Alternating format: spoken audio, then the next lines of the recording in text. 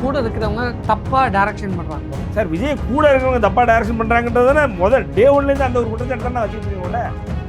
அவர் என்னைக்கு பிப்ரவரி மாதம் 2024 கட்சி ஆரம்பித்தாரோ அன்னையிலேருந்தே எல்லாம் தப்பு தான். முதல் கோணம் திரும்ப போனதுறவன் பேரையே மாத்திராங்களா சார். ஒரு கட்சி தன்னுடைய பேரில் இக்க தூக்குனது ஏதாவது கட்சியை பார்த்துருக்கீங்களா நீங்கள்?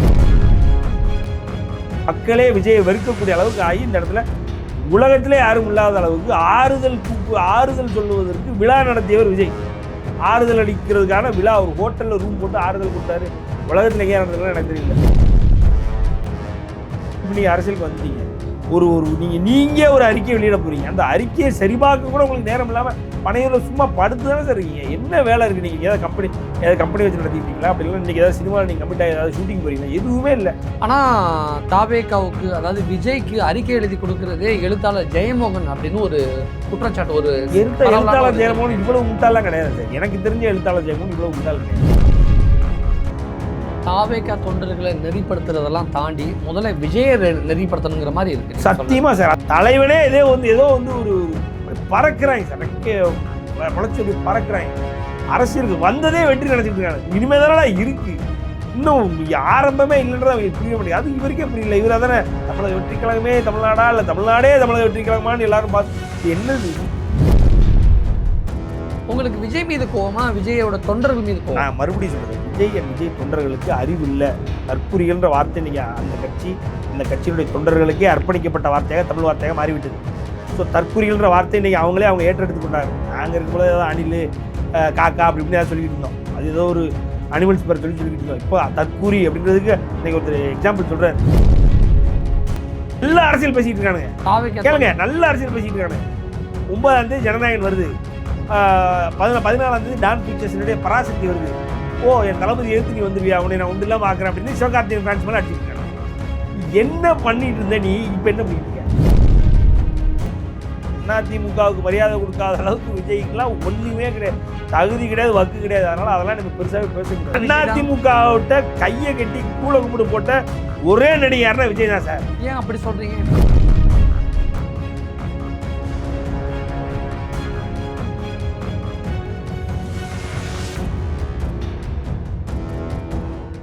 வணக்கம்.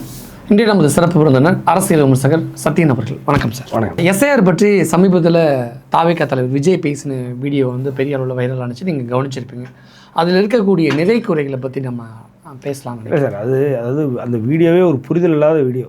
என்னென்னா, நீங்கள் ஃபஸ்ட்டு எஸ்ஐஆரை பற்றி பேசுகிறீங்களே, நீங்கள் எஸ்ஐஆரை பற்றி எந்த அளவுக்கு தெரிஞ்சு வச்சுருக்கீங்க அப்படின்ற அவருடைய நாலேஜ் செக் ஒன்று பண்ணுவோமே. ஒன்றும் இல்லை, அதுக்கு 2 நாட்களுக்கு முன்னாடி, அந்த வீடியோ வர்றதுக்கு 2 நாட்களுக்கு முன்னாடி ஒரு கடிதம் எழுதுறாரு. அந்த கடிதத்தில் என்ன சொல்கிறார் அப்படின்னா, எஸ்ஐஆரை ஒழுங்காக நடத்துங்க, எஸ்ஐஆரில் நிறைய குளறுபடிகள் இருக்குது, எஸ்ஐஆர் பல வாக்காளர்களுடைய அவங்களோட அடிப்படை உரிமையை பறிக்குது, அதனால் எஸ்ஐஆர் நீங்கள் சிறப்பு intensive revision special intensive revision ஒழுங்காக நடத்துறதுக்கான வழிகளை பாருங்கள் அப்படின்னு சொல்லி லெட்டர் எழுதுறாரு.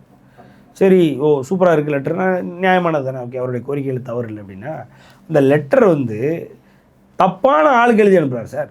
யாருக்கு சார்? ஸ்டேட் கமிஷன், அதாவது ஸ்டேட் எலெக்ஷன் கமிஷன்ன்றது ஒன்று இருக்குது, தமிழ்நாட்டினுடைய தேர்தல் ஆணையம்.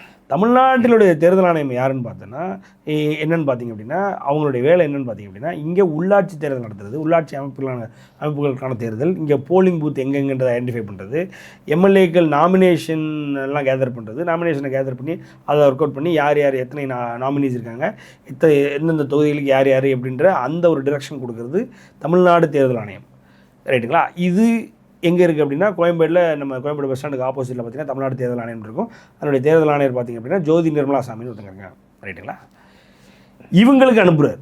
யார்? எஸ்ஐஆர் இப்படி பண்ணுங்க அப்படி பண்ணுங்க. ஆனால் எஸ்ஐஆரை நடத்துவது யாருன்னா அர்ச்சனா பட்நாயக். அவங்க யார் அப்படின்னா சீஃப் எலக்டோரல் ஆஃபீஸர். அவங்க they'll be deputed by central election commission of India.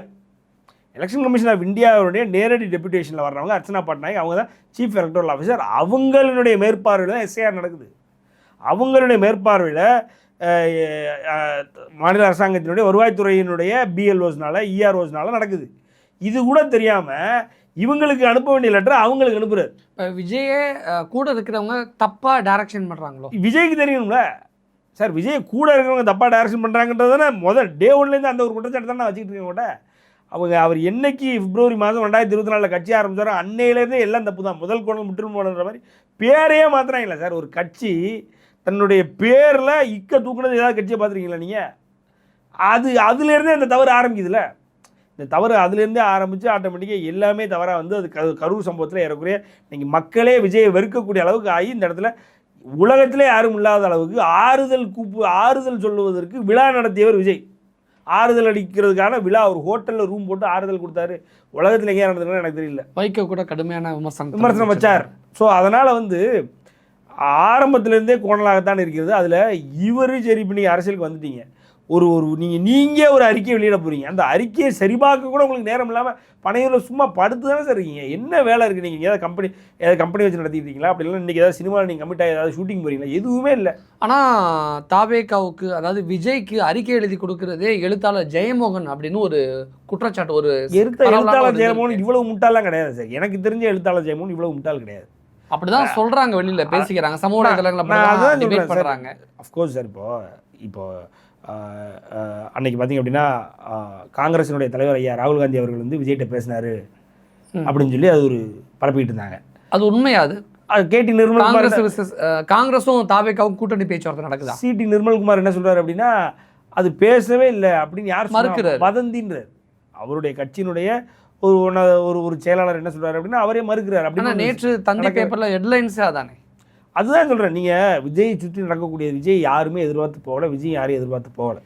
ஆனால் எதிர்பார்த்து போனது போல் அவருடைய தம்பிமார்கள் வந்து ஒரு பிம்பம் கட்டிட்டு சோஷியல் மீடியாவில் இதுதான் நடக்குதுன்னு சொல்லி பேசிகிட்டு இருக்காங்க. அப்படியே எதுவுமே நடக்கலை. நம்ம இந்த எஸ்ஐஆருக்கு வந்துடுவோமே, அதில் பார்த்திங்க அப்படின்னா இந்த மாதிரி ஒரு லெட்டரை தப்பாக எழுதி அனுப்பிட்டார். லெட்டரை தப்பாக எழுதி அனுப்புனது இல்லாமல் அதுக்கு ஒரு மறுப்போ அப்படி இல்லைன்னா அது வேறு எங்கேயாவது மறுபடியும் திருத்தி எழுதி அனுப்பவோ அதெல்லாம் அவருக்கு முற்படாமல் வீடியோ போடுறாரு. வீடியோலையும் வந்து அந்த ஹீரோக்களுக்கான பஞ்சு வசனங்களை எழுதி வச்சிடறாரு சார். ஒரு 4 எழுதி வச்சுக்கிட்டு அதை தான் திருப்பி தமிழ்நாட்டினுடைய ஒவ்வொரு போலிங் பூத்திலையும் வந்து தமிழக வெற்றிக் கழகம் வந்து குமிஞ்சு நிற்கணும். தமிழக வெற்றிக் கழகம் தான் தமிழ்நாடா, இல்லை தமிழ்நாடு முழுக்க தமிழக வெற்றிக் கழகம் தான் இருக்காங்க அப்படின்னு வந்து மக்கள்லாம் சம்பிச்சு போகணும். இது என்ன ஒரு வசனம்? நீ என்ன எல்லாருக்கும் நீங்கள் சொல்கிறத பார்த்தா தாவேகா தொண்டர்களை நெறிப்படுத்துறதெல்லாம் தாண்டி முதல்ல விஜய நெறிப்படுத்தணுங்கிற மாதிரி இருக்கு. சத்தியமா சார், அதுதான் சார். நீயே இன்னும் வைபாயிட்டு இருந்தேன்னா அப்புறம் உன்னுடைய தொண்டர்கள் எப்படி இருப்பாங்க? அவனுங்களே ஏற்கனவே என்ன பண்ணணும்னு தெரியாமல் போராட்டம்லாம் குதிச்சிட்டு இருக்காங்க சார். நேற்று எஸ்ஐஆர் எதிர்த்து ஒரு போராட்டம் அப்படின்னு சொல்லி போட்டானுங்க. ஒரு 100 வீடியோ நான் பார்த்துட்டேன் சார். நான் வந்து பொய் சொல்லலை, 100 வீடியோ நீங்களும் இருக்குது, இட்ஸ் அவுட் தேர். 100 வீடியோலையும் எஸ்ஐஆர்னா என்னன்னு அவனுக்கு சொல்ல தெரியல. எவனுக்குமே போராட்டம் பண்ண எவனுக்குமே சொல்ல தெரியல. மாறாக போராட்டம் நடந்த இடத்துல புஷியானந்த் முதற்கொண்டு ஆதவர்ஜுனா முதற்கொண்டு 850 பேருக்கு மேலே வழக்கு போட்டிருக்காங்க. ஏன்னா பொதுச்சொத்தை நாசம் பண்ணதுக்கு. இவனுங்களுக்கு போனாலே பொதுச்சொத்தை நாசம் பண்ணுறது ஒரு வேலையாக போச்சு சார். நேற்று சரி எவ்வளவு பெரிய சம்பவம் நடந்தது, 41 பேர் இறந்துருக்காங்க. இது வரைக்கும் உலக வரலாற்றிலே இதை போன்ற ஒரு அரசியல் கட்சிக்காக, குறிப்பாக அரசியலிலே பயணிக்க ஆரம்பிக்காத ஒரு கட்சிக்காக 41 பேர் வந்து இறந்துருக்காங்கன்னா எங்கேயும் இறந்ததில்லை. இவங்க தான் இப்படி ஒரு துர்ச்சம்பவம் நடந்திருக்கு. அதுக்கப்புறம் 1 மாதம் கழிச்சு நீங்கள் உங்கள் படத்தை ப்ரமோட் பண்ணணும்னு ஜனநாயகனுக்காக வெளில வந்திருக்கீங்க. இன்றைக்கி பாடலையும் டீசரையும் அதை இது நீங்கள் பாடலை விட்டுக்கிட்டு அதை இதையும் விட்டுக்கிட்டு சுற்றிட்டு இருக்கீங்க, ஃபஸ்ட் லுக் விட்டுக்கிட்டு சுற்றிட்டு இருக்கீங்க, ரைட்டுங்களா? இதில் நேற்று வந்து ஒரு எஸ்ஐஆரை எதிர்த்து நாங்கள் கண்டன ஆர்ப்பாட்டம் பண்ண போகிறோம். சரி வாங்க, அன்றைக்கி நடந்துச்சுல்ல, அதுலேருந்து கொஞ்சமாவது ஒரு படிப்பினை வரணுமா வேண்டாமா உங்களுக்கு? நேற்றும் இப்போ என்ன பண்ணியிருக்கானுங்க அப்படின்னா அங்கே உள்ள பொதுச்சொத்தை நாசப்படுத்தி போலீஸ் எஃப்ஐஆர் போட்டிருக்கு. எல்லாருமே புஷியானது மேலே ஆதவர்ஜுனா மேலே ஒரு 850 பேர் மேலே எஃப்ஐஆர் போட்டிருக்கு. இதுதான் நடந்திருக்கு. இன்னும் இவனுங்களை திருந்தவே இல்லை. கம்ப்ளீட்டாக வந்து அதாவது அதான் நான் சொல்லிட்டு நீங்கள் சொன்ன மாதிரி தலைவனே ஏதோ வந்து ஒரு அப்படி பறக்கிறாங்க சார். ரெக்கே முளைச்சி அப்படி பறக்கிறாங்க. அரசியலுக்கு வந்ததே வெற்றி நினச்சிக்கிட்டு இருக்காங்க. இனிமேல் தானே இருக்குது, இன்னும் ஆரம்பமே இல்லைன்றது அவங்களுக்கு புரிய மாட்டேங்குது. அது இவருக்கே புரியல. இவராக தானே தமிழக வெற்றி கழகமே தமிழ்நாடா, இல்லை தமிழ்நாடே தமிழக வெற்றி கழகமானு எல்லாரும் பார்த்து இது என்னது இது?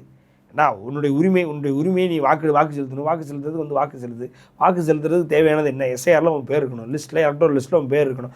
அது இல்லாமல் கண்டிப்பாக அதில் விடுபடாமல் பார்த்துக்கோ. விஜய் சொல்கிறது பார்த்தா கொஞ்சம் நியாயமாக தெரியுது. இல்லைன்னா அந்த எஸ்ஐஆர் ஃபார்ம் வந்து தாவேகா தொண்டர்களுக்கே தரமாட்டேங்கிறாங்க. அதிமுக சதி எனக்கு புரியல சார். இப்போ நான் இருக்கேன், நான் வந்து 18 வயசுக்கு மேலே, என்னுடைய பாகம் என்ன எனக்கு தெரியும். என்னுடைய பாகம் எண்ணில் யார் பிஎல்ஓன்றதை நான் வந்து இன்றைக்கி ஆன்லைனில் தெரிஞ்சுக்கலாம். ஒரு ஃபோன் நம்பர் கொடுத்துட்டாங்க, அதை கேட்டு தெரிஞ்சுக்கலாம். அப்படி இல்லைனா லோக்கலில் இருக்கிற வருவாய்த்துறையில் அந்த அலுவலகத்தில் போய் கேட்டால் சொல்லிடுறாங்க. அப்படி இல்லைன்னா ஒன்றும் இல்லை சார், ஃப்ரீயாக போய் நீங்கள் இ-சேவை மையத்தில் வாங்கிக்கலாம். அவங்க பிஎல்ஓ நம்பரை வாங்கிட்டா அவங்களுக்கு ஃபோன் பண்ணிவிட்டு நீங்கள் போய் என்னுடைய பேர் இதில் இல்லை இருக்குது 2 தான். 2002லையும் 2005லையும் நான் ஓட்டு போடலை அப்படின்னா என் பேர் அதில் இருக்காது. தாவேக்கா தொண்டர்கள் பொறுத்த வரைக்கும் பெரும்பாலும் இதுதான் முதல் தலைமுறை வாக்காளர்களாக. ஆமாம், ஒன்றும் இல்லை. அந்த பிஎல்ஓவுக்கு ஃபோன் பண்ணி நான் முதல் தலைமுறை வாக்காளர், நான் இதுக்கு முன்னாடி வாக்கு செலுத்தலை, 2002 2005 செலுத்துகிறேன். ஆனால் என்னுடைய பேர், என்னுடைய டோர் நம்பர் இதுதான், என்னுடைய பாகமெண் இதுதான், என் பேரில் இருக்கிற ஃபார்மை கொடுத்துங்கன்னா கொடுக்க போகிறேன். ஆனால் கொடுக்கணும் சார். விஜய் திமுக மீது குற்றம் சாட்டுறாரு, எங்களுக்கு ஃபார்மே கொடுக்க மாட்டேங்கிறாங்க. அவர் வந்ததுலேருந்து திமுக மேலே தான் குற்றம் சாட்டிட்டு இருக்கார் சார். வந்ததுலேருந்து திமுக மேலே தான் குற்றம் சாட்டிட்டு இருக்கார். திமுகவினுடைய கொள்கை தலைவரான, திமுகவினுடைய என்ன சொல்கிறது இன்வென்டரான, ஃபவுண்டரான அண்ணாதுரை எடுத்து வச்சுக்கிட்டு, அண்ணாதுரை அவருடைய கொள்கை தலைவரை ஏற்றுக்கிட்டு, அவருடைய கொள்கை தலைவரை மாற்றிக்கிட்டு, திமுக மேலே தானே திமுக பண்ணது எல்லாமே தப்புன்னு அவங்க மேலே தானே குற்றம் சாட்டிகிட்டு இருக்காங்க சார். 1967 எலெக்ஷனை கோட் பண்ணுறாங்க, 1977 எலெக்ஷனை கோட் பண்ணாங்க. 1967 1977 நாங்கள் வந்து என்ன சொல்லுவோம், நாங்கள் வந்து மறுபடியும் வந்து இன்றைக்கி நிகழ்த்தி காட்டுறோம் 2026 அப்படின்றாங்க. 1967 காமராஜரை தோற்கடித்தது தானே அண்ணா அவர்கள். திமுக அன்னைக்கு காமராஜரை ஸ்ரீனிவாசன் என்ற ஒரு இளைஞரால் தோற்கடிச்சாங்க. அப்போ அந்த காமராஜரை உங்களுடைய கொள்கை தலைவராக வச்சுருக்கீங்க. அப்போ காமராஜர் தோற்ற, அதாவது எலெக்ஷனை நீங்கள் எப்படி க்ளோரிஃபை பண்ண முடியும், நீங்கள் எப்படி கொண்டாட முடியும்? இந்த கேள்வி முதலேருந்தே இருக்கிற திமுகவினுடைய கொள்கைகள்லையும் திமுகவினுடைய செயல்பாடுகள்லையும் அதில் மட்டுமே குறி சொல்லி பாஜகவை எந்த வகையிலையுமே தொடாமல், அதிமுக எந்த வகையிலுமே தொடாமல் திமுகவினுடைய எதிரியாக தன்னைத்தானே சித்தரித்து கொண்டு சுற்றி கொண்டிருப்பவர்கள் தான் சார் விஜய். ஆனால் விஜய் சொல்லக்கூடிய இன்னொரு முக்கியமான விஷயம், வரக்கூடிய எலெக்ஷன் வந்து தாவேக்கா விசஸ் திமுக அப்படிங்கிறார். அதான் எடப்பாடி அவர்கள் அழகாக சொன்னார். ஆமாம், தாவேக்கா விசஸ் திமுக தான், ஆனால் 2வது இடத்துக்கு அப்படின்றார். உண்மை தான். அதிமுக நான் கிளியராக இருக்கேன், இந்த தடவை ஆட்சி எனக்கு தான். ஏன்னா மக்கள் அதிமுக விஜய் அசிங்கப்படுத்துறாரோ இல்லை, அவர் அதிமுக அசிங்கப்படுத்துறதுக்கான முகாந்திரமே இல்லை சார். அதிமுகவினுடைய போட்டியே தாவேக்கா விசஸ் திமுக அப்படின்னு விஜய் சொல்லும் பொழுது அதிமுகவுக்கான முக்கியத்துவத்தை அவர் கொடுக்க தவறுகிறார் அப்படிங்கிற மாதிரி தானே பொருள்படும் விஜய். நீங்கள் அவருடைய ஆங்கிள் அப்படி தான், ஆனால் மக்களுக்கு தெரியல சார். சார் 54 ஆண்டுகள் 1972 ஆரம்பித்த கட்சி 54வது ஆண்டில் அடி எடுத்து வச்சு பயணிச்சுட்டு இருக்கு. 31 வருடம் வந்து ஆட்சியில் இருந்தது அதிமுக தான் சார். மக்கள் வேண்டாம் நினைச்சா எதுக்கு அத்தனை வருஷம் ஆட்சியில் வச்சுருக்க போகிறாங்க சார்? கன்சிக்யூட்டிவாக இதுவரை 2 முறை தொடர்ந்து திமுக பயணித்ததே இல்லை. திமுக இது வரைக்கும் ஆட்சி கட்டில் வந்ததே இல்லை. அதிமுக 3 முறை வந்திருக்கு.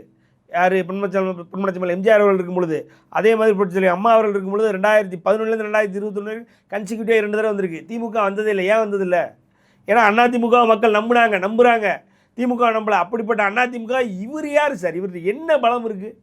இவர் என்ன சாதிச்சிட்டார், என்ன கிழிச்சிட்டாருன்னு இவர் வந்து அதிமுக வந்து துஷ்பிரயோகம் பண்ணுறதுக்கு இவருக்கு என்ன என்ன தார்மீகம் இருக்குது, என்ன தகுதி இருக்குது, இவர்கிட்ட என்ன இருக்குது சார்? ஒன்றுமே கிடையாது. 4 படம் சார் இவர் நடித்த 70 படத்தில் 4 படம் தான் சார் ஓடி இருக்கு. 60 படம் நடிச்சிருக்காரு, அது 4 படம். இந்த 4 படத்தை வச்சுட்டு நீ தமிழ்நாட்டே தாண்டல, கும்மிடி புண்ணியை தாண்டா விஜய் எவனுக்குமே தெரியாது சார். அப்புறம் ஏன் அவ்வளோ கூட்டம் கூடுது சார்? கூட்டத்தை காசு கொடுத்து கூட்டினா எல்லாரும் வரத்தானே செஞ்சுவாங்க. அப்போ உயிரிழந்த 41 பேரும் காசு கொடுத்து கூடி அதன் பிறகு இறந்தவங்க அப்படிதான். அங்கே தான் சொல்கிறாங்கல்ல, அங்கே போய் இது பண்ணும்போது அங்கே தான் சொல்கிறாங்க, நீ இங்கேருந்து வண்டி ஏறி கொடுத்தாங்க, அங்கேருந்து வண்டி ஏறி கொடுத்தாங்கன்னு சொல்கிறாங்கல்ல சார். கரூர் கூட்டத்தில் திண்டுக்கல்காரன் ஒருத்தன் வந்திருக்கான் சார். நாமக்கல்லேருந்து ஒருத்தன் வந்து செத்து போயிருக்கான் சார். நாமக்கல்லேருந்து வந்து கரூர் கூட்டத்தில் செத்து போகணும். நாமக்கல்லேருந்து நீ கரூர்லேருந்து ஓட்டு போட முடியுமா? இதெல்லாம் அவங்ககிட்ட சொன்னால் தெரியாது சார் அவங்களுக்கு. இங்கே விஜய் எங்கெங்கெல்லாம் கூறுறாரோ தமிழ்நாட்டில் எவ்வளோ பேர் கூட்ட முடியுமோ எல்லாரும் கிளம்பி வாங்கன்றது ஒரு அஜெண்டா. அப்போது அந்த அஜெண்டா வரும்பொழுது என்ன, இப்போ ஒன்றும் இல்லை. ஒருவேளை விஜய் மீது உங்களுக்கு தனிப்பட்ட முறையில் ஏதாவது கோபம் இருக்கா? எனக்கு என்ன சார், எனக்கு கோபம் இருந்தாலும் நீங்கள் நியாயத்தை பேசுங்க. எனக்கு கோபம் இருக்குது. ஆமாம் இருக்குது. ஏன் என்ன? நான் கேட்குற கேள்வியில் நியாயம் இருக்கா இல்லையான்னு பாருங்கள். நீங்கள் என்ன கோபம் இருக்குது அப்படின்னா நியாயமாக பார்க்குறேன் சார். இன்றைக்கி விஜய் அவர்கள் வந்து ஒரு பர்சனலாக அவருடைய பர்சனல் ஸ்பேஸில் இருக்கும் பொழுது அவர் த்ரிஷா அவருடைய பிறந்தநாள் விழாவை கொண்டாடுறார். அவருடைய தனிப்பட்ட நான் தப்பாகவே போகிறார். அதே மாதிரி கீர்த்தி சுரேஷ் அவருடைய கல்யாணத்துக்கு, அதுவும் அவர் தனிப்பட்ட விஷயம். அதுக்கு அந்த கார் போகுமா போகாதா? அவர் காரில் தானே போகணும். அப்போ அந்த கார் பின்னாடி எங்கே மீடியா போகலை? ஏன் மீடியா அப்போ தூங்கிருச்சா? சரி, மீடியா விட்டுருங்க, மீடியாவுக்கு வேறு வேலை இருக்குது. அவருடைய தொண்டர்கள் அத்தனை வாகனத்தில் போய் அவர் வாகனத்துக்கு கீழே டயருக்கு கீழே இவங்க வண்டியை கொடுத்து கையை காலை கொடுத்து உடச்சிட்டு வரானுங்களே. அப்போ அவனுங்களாம் எங்கே போகிறானுங்க? அப்போ அவருடைய தனிப்பட்ட விஷயங்களுக்கு அவர் போகும்பொழுது இந்த கூட்டம் ஏன் கூட மாட்டேங்குது? அப்போ விஜய் கிடையாதா? தளபதி கிடையாதா? அவர் என்ன தெருவில் போகிறானா அவர்? அப்போலாம் நீங்கள் கூட மாட்டீங்க. அப்போ கான்ஷியஸாக அவர் வந்து வேண்டான்னு நினச்சா வேண்டாம் தானே, வேணும்னு நினச்சா அப்போ வேணும்னு தானே அவ்வளோ பெரிய கூட்டத்தை கூட்டுறாரு. அப்போ அவர் மேலே நான் கோபப்படாமல் என்ன சார் பண்ணணும்? நீங்கள் சொல்லுங்கள், யோசிங்க. நீங்கள் ஒன்றும் இல்லை. இப்போ ஆறுதல் விழா நடந்ததா? ஆறுதல் விழா எங்கே நடந்தது? மகாபலிபுரத்தில் நடந்தது. அப்போ மகாபலிபுரத்தில் அவர் பனையூர்லேருந்து மகாபலிபுரத்தில் காரில் தானே போகணும், ஃப்ளைட்டில் போகல, ஏர்போர்ட்டில் எங்கேயும் அவரை பார்க்கல, ஹெலிகாப்டரில் எங்கேயும் போகல, காரில் தானே போனார். ஏன் காரை காட்டலை? கார் பின்னால் ஏன் கூட்டம் போகல? அப்போ விஜய் பார்க்குறதுக்கு உனக்கு தோணவே இல்லையா? உனக்கு அவ்வளோ தூரம் உனக்கு அந்த விஜய் டிவிக்கே அப்போ ஏன் வரல? அன்னைக்கு ஏன் வரல?